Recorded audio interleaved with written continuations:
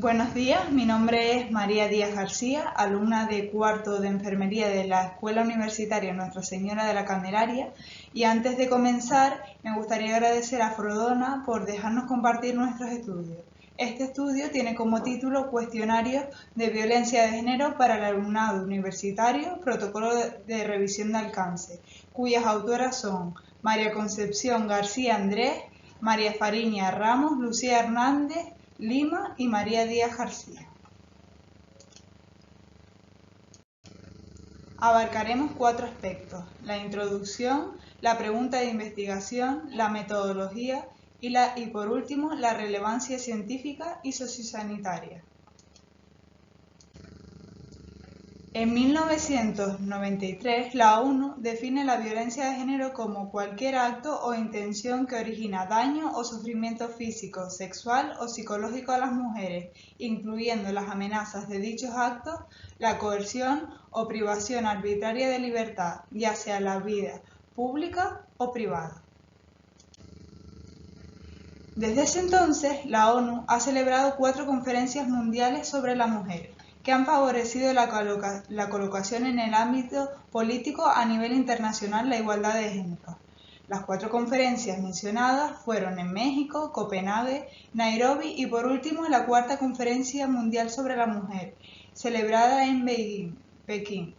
La violencia contra la mujer supone un serio problema de salud pública y una violación de los derechos humanos. Además, la violencia puede incidir de forma negativa en la salud de las mujeres.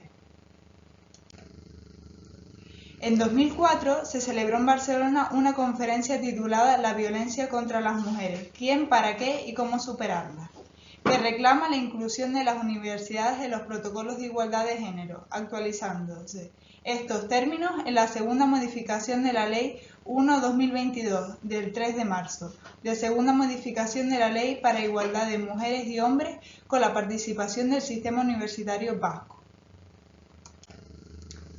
En España, el número de mujeres víctimas mortales por violencia de género entre el 1 de enero del 2003 y el 31 de diciembre de 2020 fue de 1.081. Así pues, entre el 1 de enero del año 2020 fueron asesinadas 46 mujeres por violencia de género. De estas víctimas, el 26% tenían edades comprendidas entre los 41 y los 50 años. La ausencia de intervenciones de protección hace cómplices a las universidades. Nuestra pregunta de investigación es: ¿qué cuestionarios validados han sido publicados para identificar la violencia de género en el alumnado universitario? Esta pregunta nos lleva a nuestro objetivo principal, que es identificar los cuestionarios validados sobre violencia de género aplicados al alumnado universitario, explorando sus dimensiones y presión de medida, válidos y confiables. Como podemos ver en la fotografía, hoy en día existen pocas revistas que publican protocolos de revisión. Al igual que con otras metodologías de síntesis de evidencia según JBI, el desarrollo de un protocolo es esencial antes de realizar una revisión de alcance. El origen de esto último puede deberse a que la orientación anterior para las revisiones de alcance no especificaba que se podía o debía desarrollar un protocolo.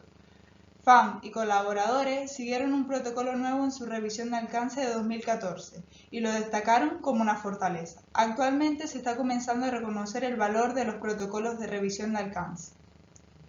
Los protocolos de revisión de alcance son fundamentales porque proporcionan una hoja de ruta para los revisores con respecto a la dirección y la realización de la revisión resultante. Se puede comparar un protocolo como una receta. Es decir, los criterios de inclusión y de exclusión, dónde y cómo encontrarlos, las bases de datos, la estrategia de búsqueda y el método son los ingredientes para elaborar la receta. En nuestro caso, sería la revisión de alcance. Los protocolos pueden ayudar a los revisores a evitar sesgos, al disminuir el riesgo de decisiones arbitrarias y la duplicación no intencionada de revisiones existentes, fomentar la colaboración y facilitar la detección de informes selectivos.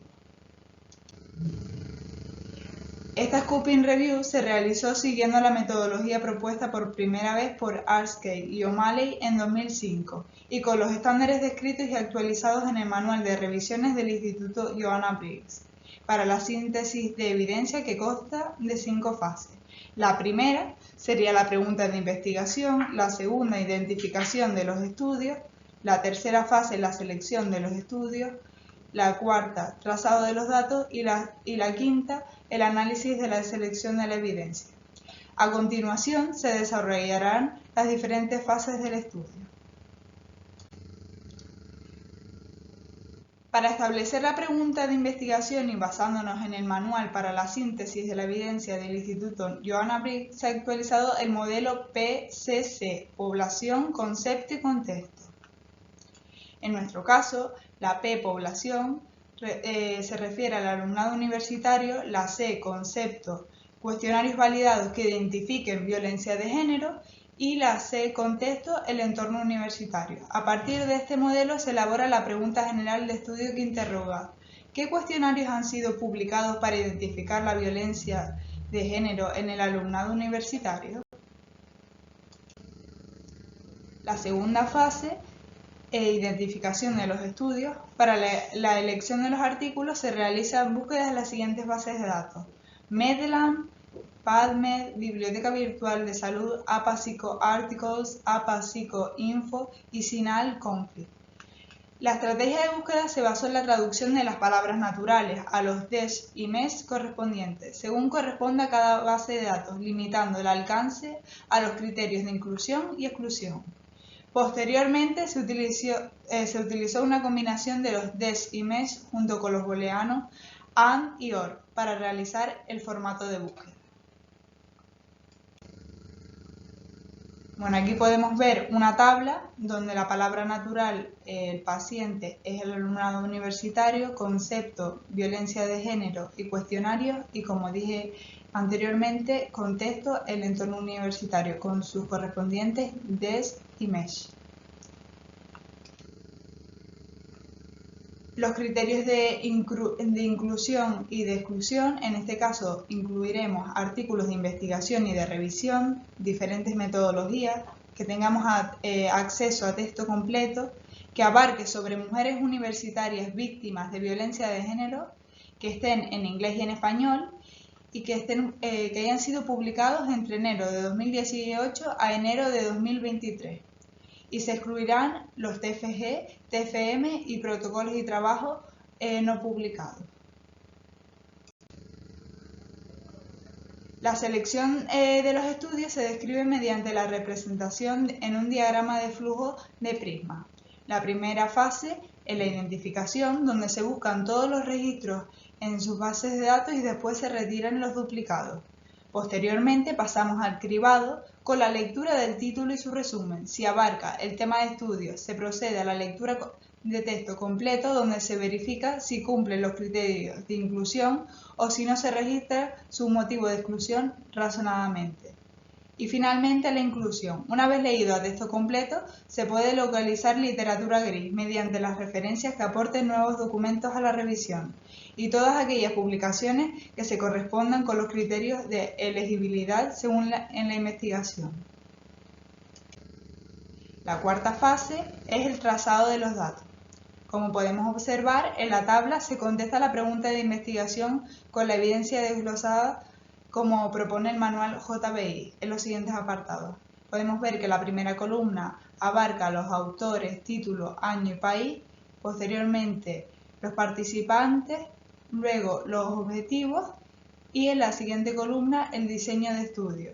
Y en la última se colocarían los principales resultados que hemos encontrado en dicho artículo. La quinta fase, acotamiento, síntesis y publicación de la información para responder a la pregunta de investigación y a los objetivos del estudio, que en este caso sería identificar los cuestionarios validados sobre violencia de género aplicados al alumnado universitario, explorando sus dimensiones y presión de medida, y mapear descriptivamente los datos con un enfoque descriptivo cualitativo de las publicaciones. Por último, vamos a mencionar la relevancia científica y sociosanitaria. La universidad debe cumplir con los objetivos de desarrollo sostenible, en concreto con la igualdad de género, para contribuir con una sociedad más justa y cumplir con la legislación, según establece la Ley Orgánica 3/2017 del 22 de marzo para la igualdad efectiva de mujeres y hombres. Los protocolos universitarios deben impedir las desigualdades entre el alumnado por razones de género, ya que éstas vulneran sus derechos, afectando su rendimiento académico, salud física y mental, aumentando sus posibilidades de fracaso y abandono, hechos que perpetúan la ausencia de igualdad de oportunidades en el desarrollo académico. Se debe impulsar la integración del enfoque de género y la epistemología feminista en las universidades, así como la creación de redes de apoyo a las víctimas, como se plantea en el Plan Estratégico para la Igualdad Efectiva de Mujeres y Hombres. Bueno, muchas gracias por la atención prestada y estaremos encantadas de responder a las preguntas que tengan interés en plantearnos.